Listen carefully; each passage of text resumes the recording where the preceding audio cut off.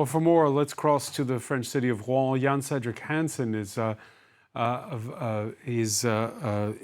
vice president of GLOSA and has worked with the World Health Organization in the past. Thank you for speaking with us here on France 24. Hi, I'm happy to talk to you. So first off, is this blown out of proportion with social media, or is there a real problem with bedbugs? Well, there is a coming real problem with bedbugs because this ectoparasite, that means a parasite that lives around the human beings and animals, feeds on blood, and therefore he's not the only one, but he is becoming quite an important issue because it is spreading not only in some specific areas, but now it is becoming like a pandemic, we could say, because it is now involving and invading any social economic area of industrialized countries.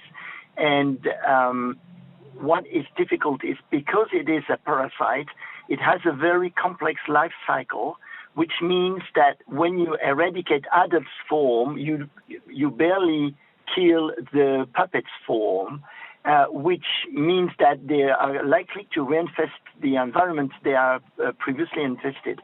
So it's like an endless cycle of eradicating adults and then trying to eradicate the dorming forms, the young forms of the parasite, which are less sensible to the products that you can use. Yeah, but the French press is saying that New York City had a big infestation and managed to control it. Yeah. Is that true? Yes, it is. It is true that many cities are suffering from that. And the fact that a large part of the population of higher industrial countries are coming for the Olympic Games that are coming is a great opportunity for this ectoparasite, for the bedbugs, to spread all over the world. Because so how do you deal with it then? Well, we better try to find a way to control the infestation in the French hotels, but it's going to be very hectic and difficult because nowadays people don't go only in hotels. They go to bed and breakfast, they go to Airbnb, they go to private settings, and therefore it is going to be a large mobilization of the entire population that is going to welcome foreigners in France to prevent the spread of this ectoparasite. You heard the head of the opposition there asking for free pest control services. Is that doable? Well, the bug is already there, so it's more. I would say that the expertise of the French territories that are in the Caribbean area, which are facing parasites and viruses, and the way to prevent the spread of mosquitoes and parasites in the environment is more something we should inspire ourselves in the way to fight against that situation, rather than starting to argue against each other. The Transport Minister stating that there were 37 reported sightings of bedbugs on trains. None of them proved conclusive. There were 10 sightings on Paris public transport.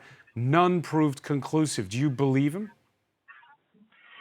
Well, it might be true because there's two in a situation of potential crisis.